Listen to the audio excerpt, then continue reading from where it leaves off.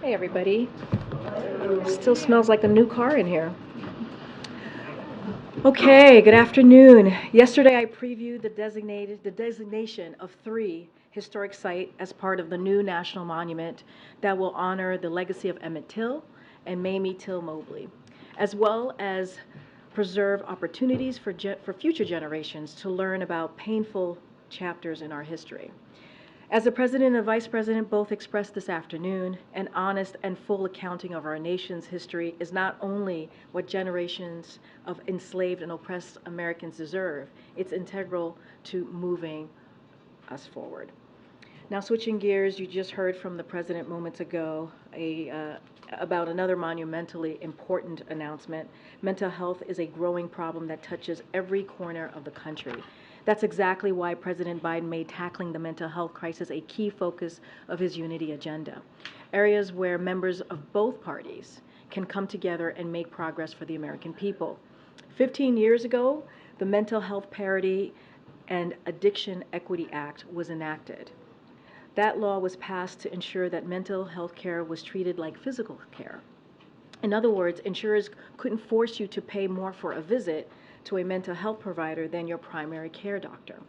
However, some insurers have been gaming the system, making it more difficult to access mental health coverage. Today, President Biden discussed a landmark proposed rule to fix this very problem. As he said, mental health is health. The rule will help families get the same access to mental health and substance use benefits through private insurance as they do to physical health care. And it's a major step in our work to ensure Americans can get the help that they need. Today, we got additional evidence of Bidenomics is working. As the Associated Press reported, consumer confidence shot to the highest level in 2 years this month as inflationary pressure eased and the American economy continued to show resilience.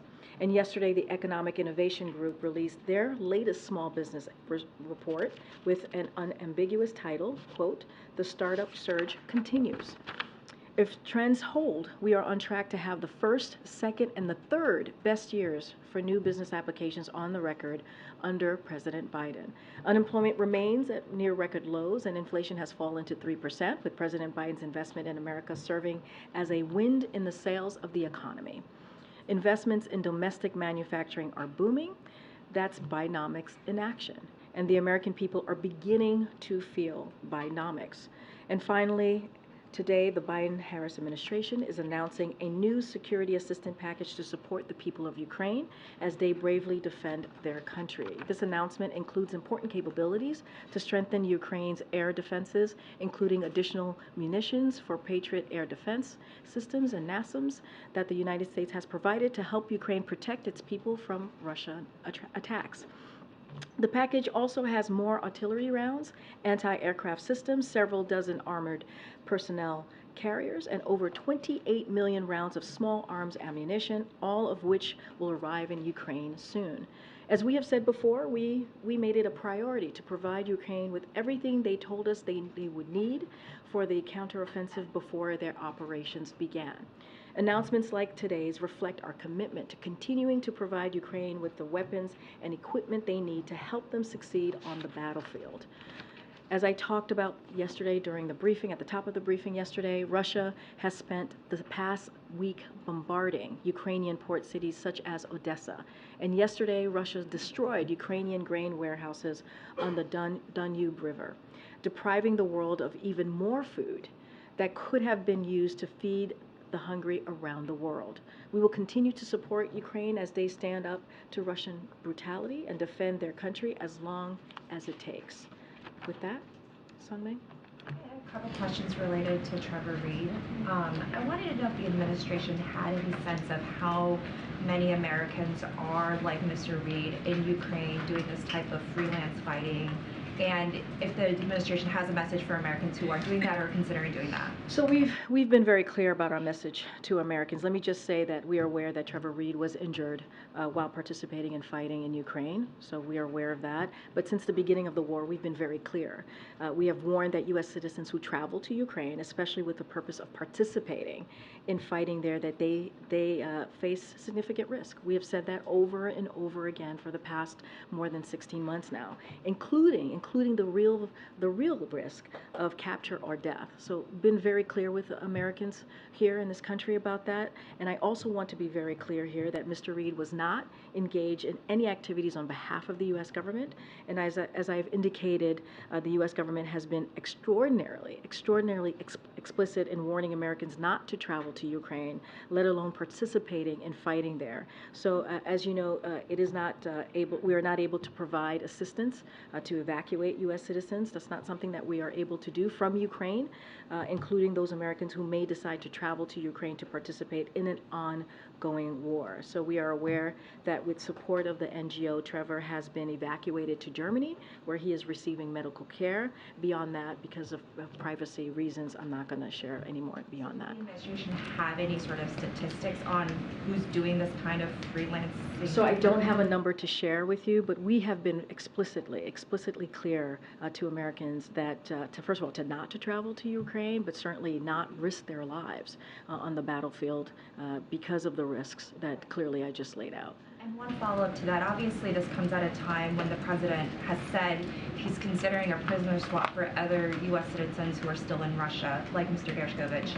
So I'm wondering if the White House has any concern that this incident could undermine those efforts, considering this is someone who was released in a prisoner exchange with Russia and now has gone back into the region to fight specifically against Russia. So I can assure the American public, I can assure all of you that the team is certainly continues to pursue every avenue to bring home Evan, to bring home Paul. This case is completely separate. They're not the same, and they're treated entirely differently. The president's son, Hunter, has a court appearance scheduled for tomorrow. Given the president's unwavering support for him, is anyone from the family planning to accompany him tomorrow? And also, we haven't heard directly from Hunter yet since he entered this plea. It seems that tomorrow might present that kind of opportunity. Is the White House encouraging or discouraging him from speaking out publicly? I'm just not going to get into anything that's related to Hunter Biden. He's a private citizen. I would refer you to his representatives. Just don't have anything to share on that. That is something that he is dealing with, and so would refer you to his representatives on this. And nothing on whether anyone will be with him? Again, I would refer you to Hunter Biden's representatives. On a very different topic, the dog. It seems that Commander Biden has a bit of a biting problem. Can you give us the latest, and also any plans for him to perhaps make a move, go stay with some family friends, as Major Biden, the previous dog, did? So as you all know, the White House complex can be unique and very stressful.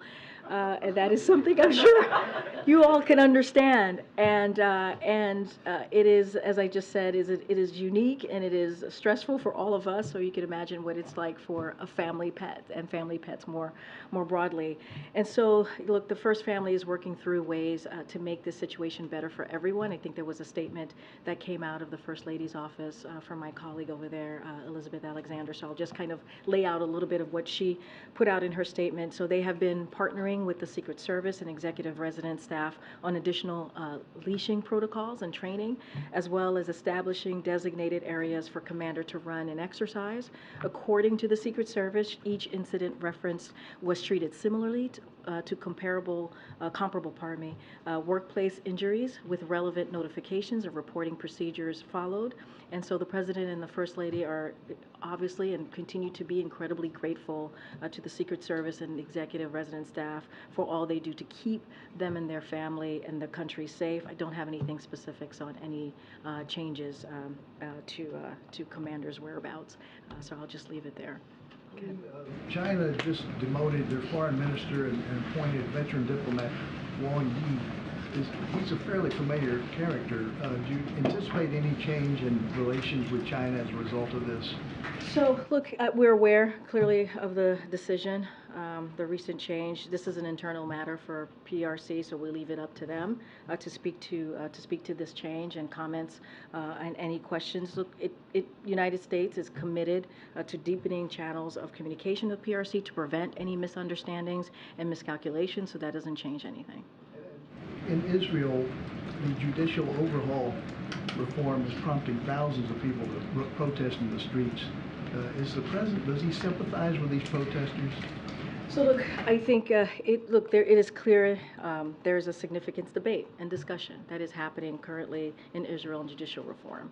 And such debates are healthy. That's how we see it. They're part of our vibrant democracy. I've said this many times before. Our relationship with Israel, at the core of that relationship is democracy, is our values that we share.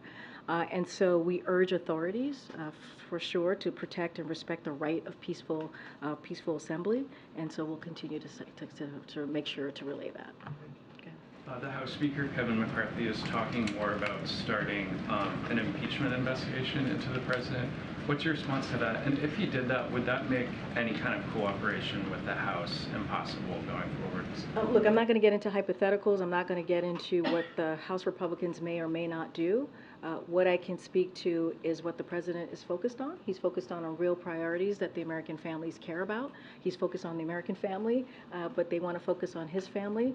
They can do whatever it is that they wish to do, but we're going to stay focused, we're going to stay steadfast. And there are two examples of today of how the president is moving forward. I just talked about the mental health event that the president just had, and announcing actions to expand access to mental health care and tackle this crisis, which is, as you all know, a critical part of his unity agenda that he's spoken about for the past 2 years and will continue to do so. And let's not forget, earlier today, Emmett Till, and what we were able to do, what the president was able to do to make sure that there's a monument that continues, a monument for Emmett Till and his mom, to continue to shed light on that part of our history and to tell that story so we can move forward. That's going to be the president's focus. He wants to work in a bipartisan way. He does. We have been able to do that. We have the bipartisan infrastructure law. We have the CHIPS and Science Act. We have the PACT Act for veterans.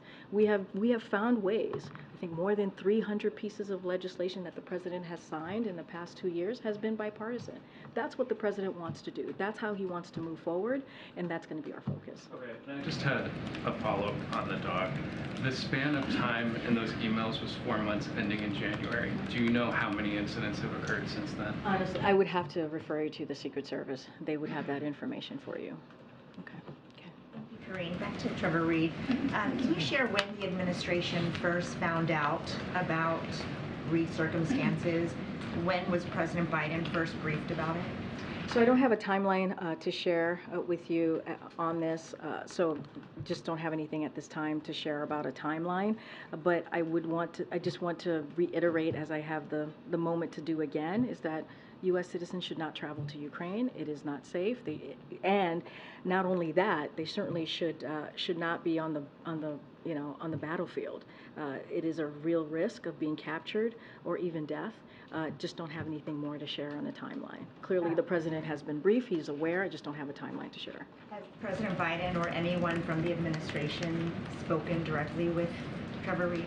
I don't have any calls to read out at this time. And then finally, just to follow up on Sungmin, you said that you were that these are very clearly different cases that we're talking about, but what reason do you have to believe that the Russians share this view that what happened with Trevor Reed will not be a calculation in the negotiations for Evan Gershkovich and Paul Whelan? So look, what I can assure you and the American people is that the team is committed. The president continues to be committed to do everything that we can, to go down every avenue that we can to get Paul and Evan home. That is a commitment that we stand by, and under this administration we have brought home dozens, certainly more than a dozen folks, Americans who have been wrongfully held, and also hostages. And that is something that you see this president's commitment, and he's made policy changes to show that commitment as well. I'm not going to get into any private discussions or private conversations that clearly because of reasons that are important, right, as we're having those conversations, because we do want to get them home. I just don't have anything beyond that to share. Thank you.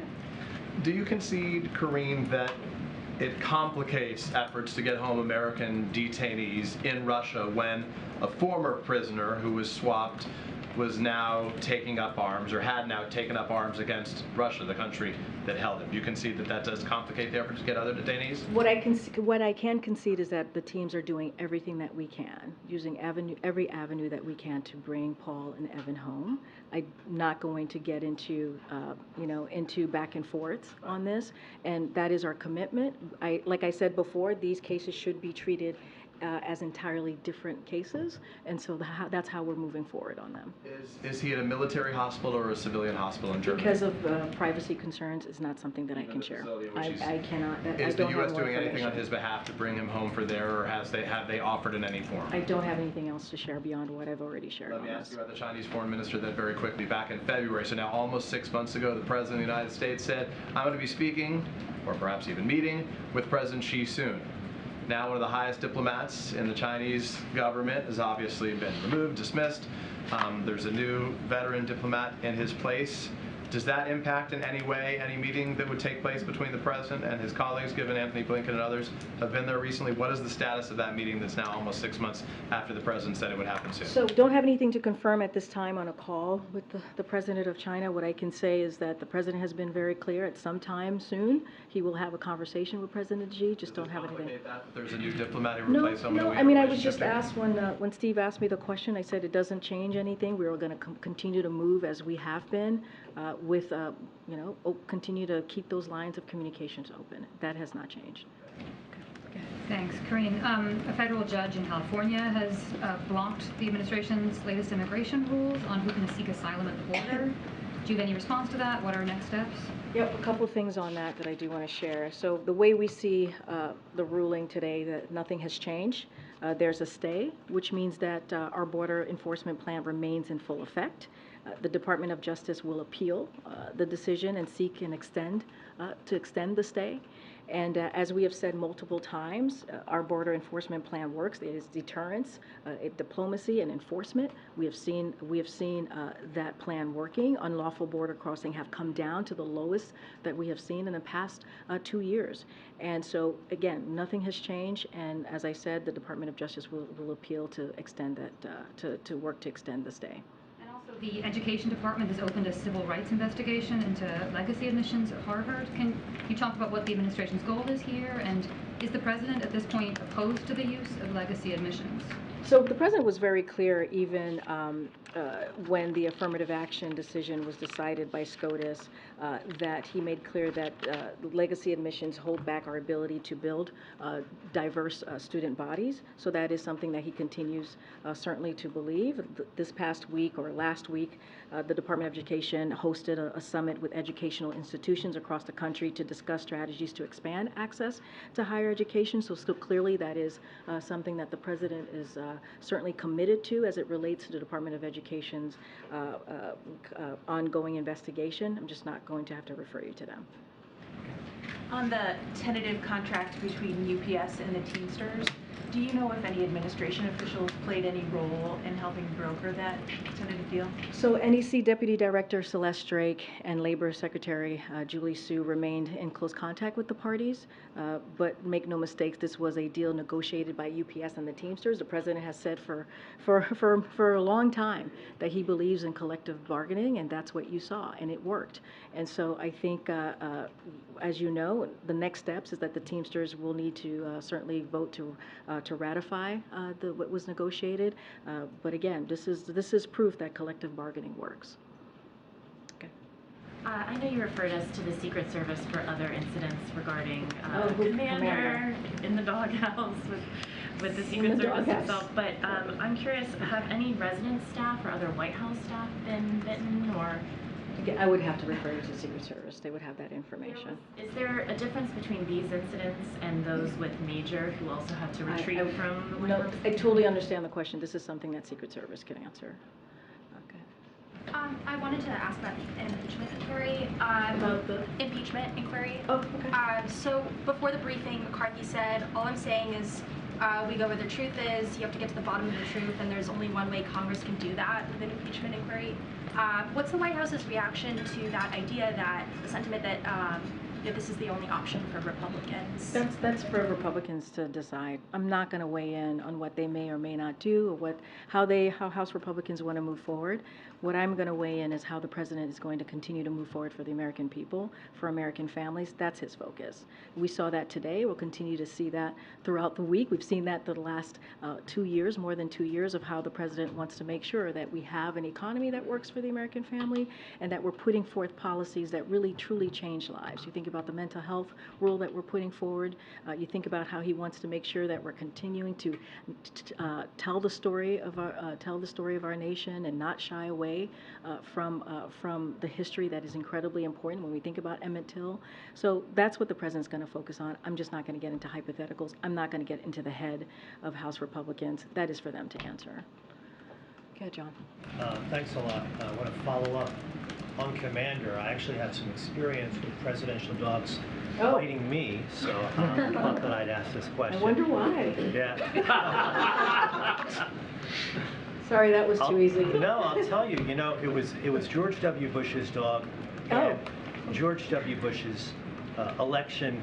I'm sorry, Barack Obama's election had just occurred. So I think Barney was getting used to the idea of leaving the White House, and this was disappointed that he'd be leaving. So anyway, I want to ask you about real psychological understanding of a dog there, my friend. So under DC municipal rules, after a dog bites an individual, the dog must be quarantined for 10 days.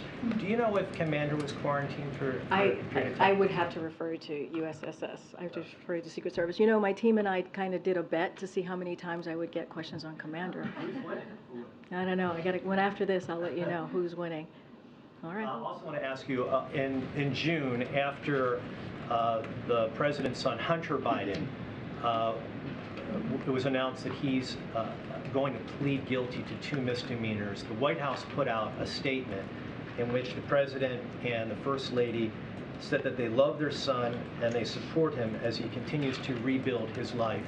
Tomorrow, when he's making this first court appearance and presumably enters a plea of guilty to these 2 misdemeanors, will either the president or the First Lady be by his side? Do you happen to know? And if not, why not? Look, a couple of things.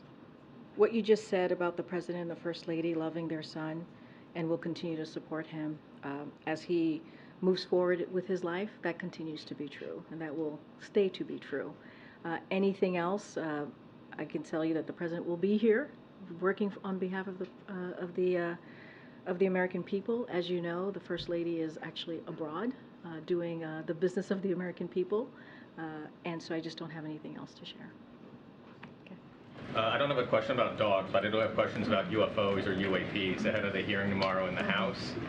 The other element... I'm not sure which one. Okay. There's a hearing tomorrow in the House on Yes. these unidentified flying objects or aerial phenomena.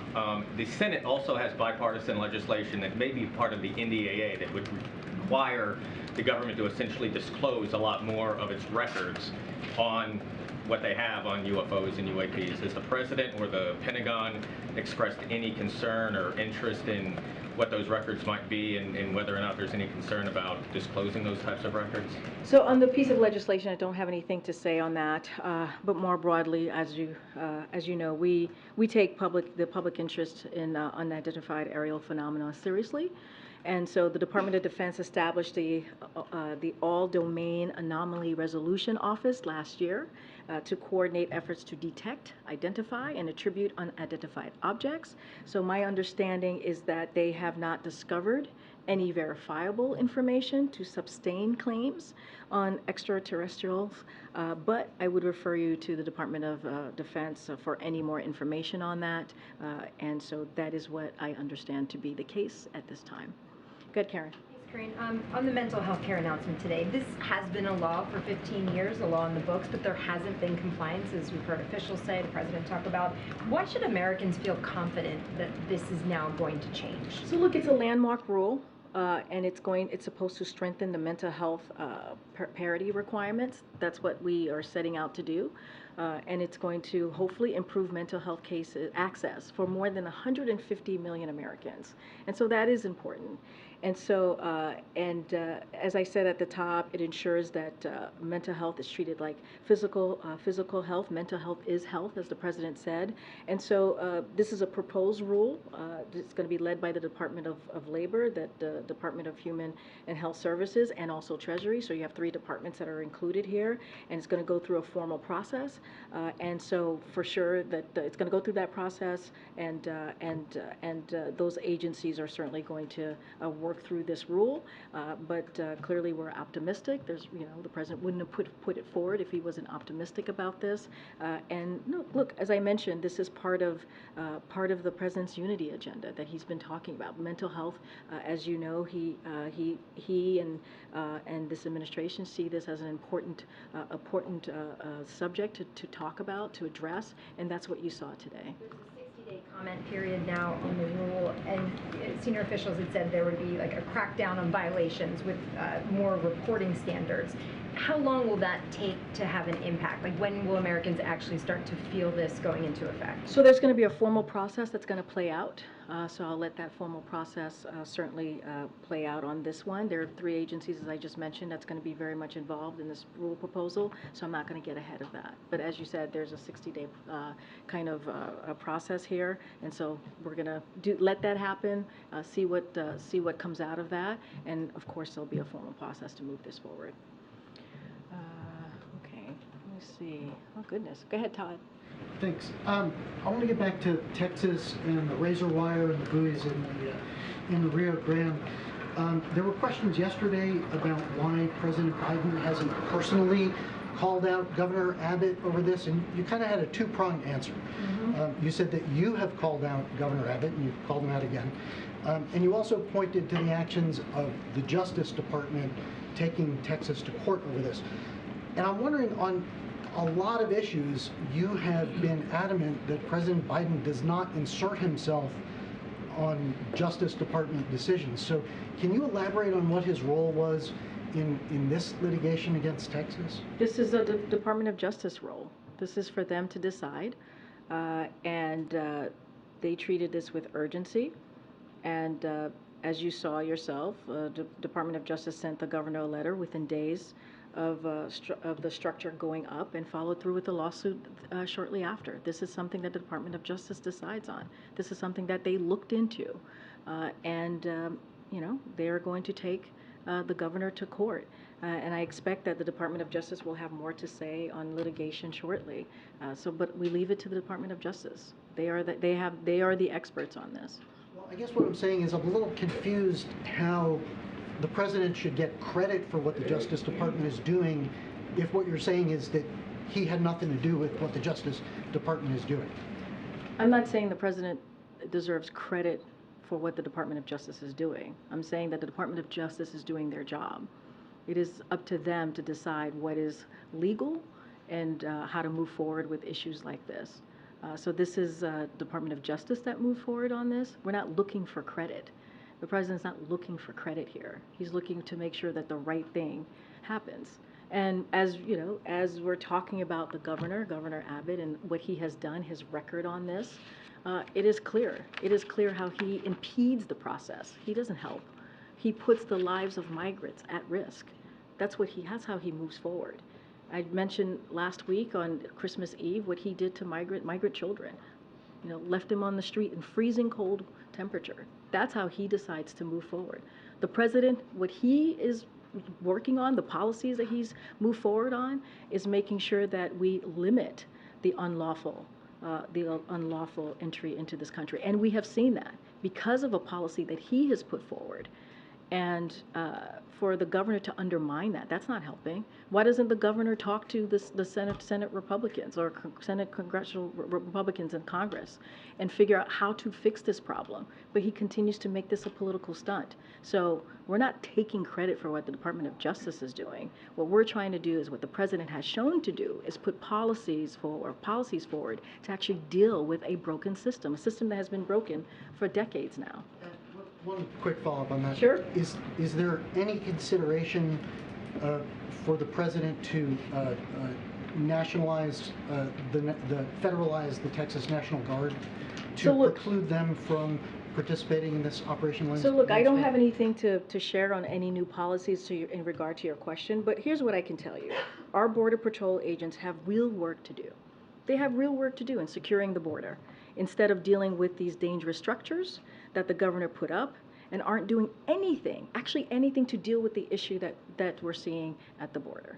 So look, the president has done the work. He put 24,000 agents, officers, federal agents to work to secure the border. That's one of the steps that he's taken. He's put policies forward to expand the legal pathways so we can deal with what's going on at the border. So this is work that the president has actually done. And again, Governor Abbott tries to impede. He impedes the process and turns it into a political stunt. That's what we're seeing, and that's what we're speaking to. Go ahead. Oh, thank you. Yes, I just wanted to ask about Avon Archer. He's going to be having testimony for the Oversight Committee. Does I'm sorry, who? Avon Archer. Okay. Hunter Biden's business partner. Okay. One, do you consider him is he considered a reliable witness? I don't have any comment on this. And one more on the Speaker McCarthy's comments on impeachment inquiry. Say that again? Speaker McCarthy's impeachment inquiry comments. He seems to be making the point that he thinks there's been enough mounting evidence to at least have an inquiry on this. I've already spoken to this twice before. But can you at least say whether you agree or disagree that there's enough mounting evidence? I answered two of your colleagues this question about what Speaker McCarthy is going to do, not going to do, how House Republicans are going to move forward. I just don't have anything else to share. Good. Thank you, Karine.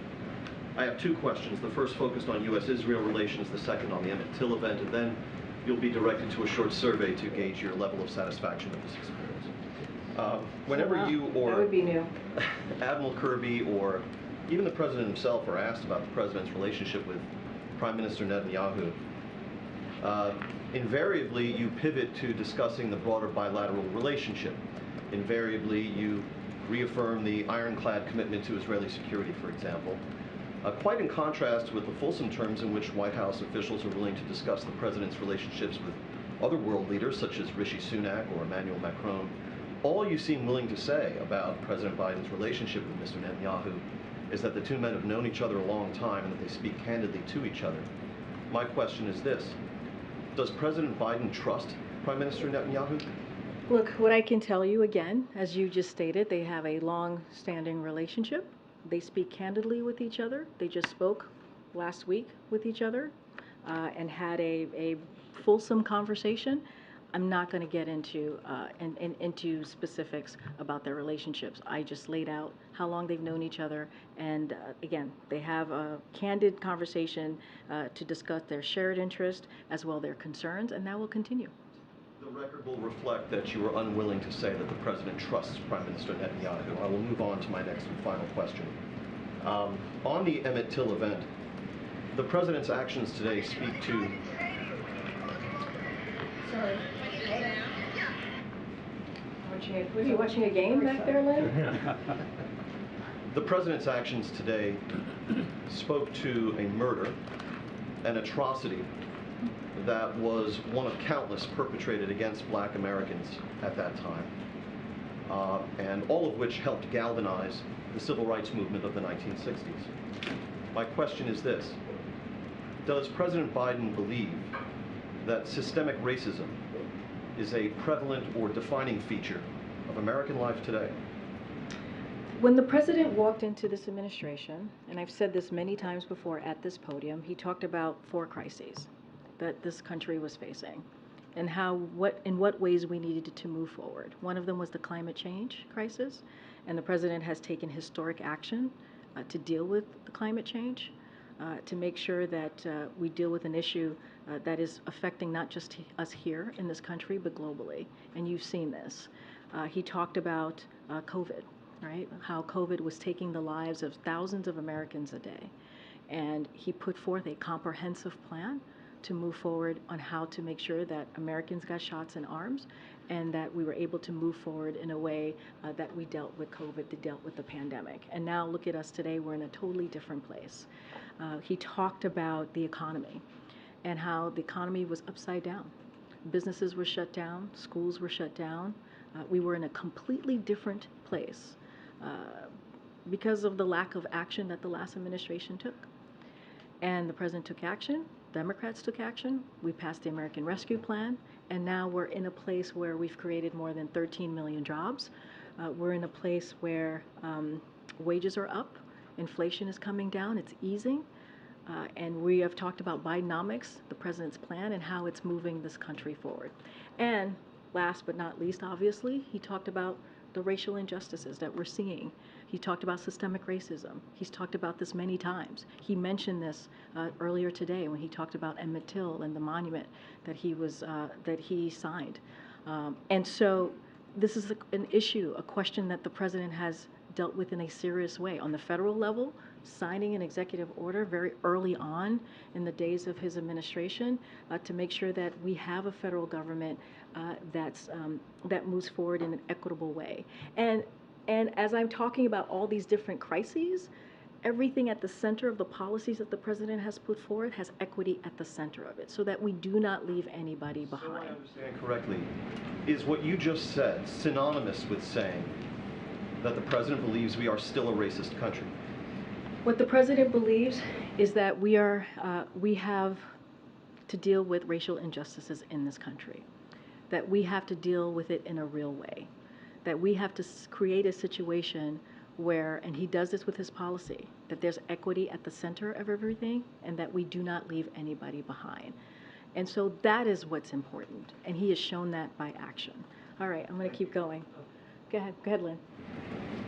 I understand that before the Emmett Till event, the president met privately with Reverend Parker, who is Emmett Till. He was the gentleman who everyone saw at the signing of the proclamation. This is Emmett Till's cousin, who is the last living eyewitness to the abduction. Could you fill me in a little bit about what this meeting in the Oval Office, if you have some details about this? Yeah, and you heard from him directly right before the president spoke. He relived that horrific day and talked about his personal relationship. Yes, he was his cousin, but they were also very close. They had a close relationship, and it's obviously a horrific story and something that's devastating to have to live with all these decades. I was actually in the Oval Office when the president greeted them. They have had conversations before. It was, it was an acknowledgement of the day. It was an important moment, clearly, for Emmett Till's family that the president acknowledged. But, you saw that play out for yourselves when the president spoke, when the vice president spoke, and when the pastor spoke himself. You saw from the president, you heard from the president. He gave an incredibly powerful speech, a heartfelt speech about what this day means to the family and what this day means to and should mean for the entire country. Go ahead, Raquel.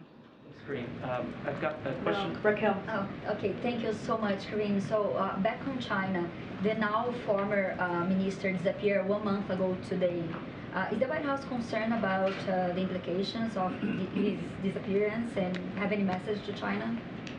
You're talking about Qin Gongs? Look, this is an internal matter for PRC. I just don't have anything else to share about Qin Gongs specifically, but I would refer you to PRC on this. On Israel, is the White House concerned that this political crisis could impact the security and stability of the region? So what we continue to believe that changes to the democracy should have the broadest possible consensus. That's what we continue to believe. We understand that the president of Israel, President Herzog, and others say that they intend to resume efforts in the weeks ahead to reach a broader consensus through political dialogue, and obviously that is something that we support as it relates to, I've spoken to already about the protests, how we urge authorities to protect and respect the right of peaceful assembly. Just don't have anything else to share beyond that. Go ahead. Way in the back here. Me, Karine? Right behind you. Right here. In the bow tie. Me? Okay. Yes. All right. I haven't called on you in a while. So. That's Hastings. Yeah, Hastings, that's right. I didn't want to call you by the wrong name. I know I get Michael and Joey confused all the time. So I didn't want to do that to you. Two questions. There's talk among some House Republicans about expunging the two impeachments of former President Donald Trump. Does the White House have a reaction to this idea of expunging? I don't have a comment.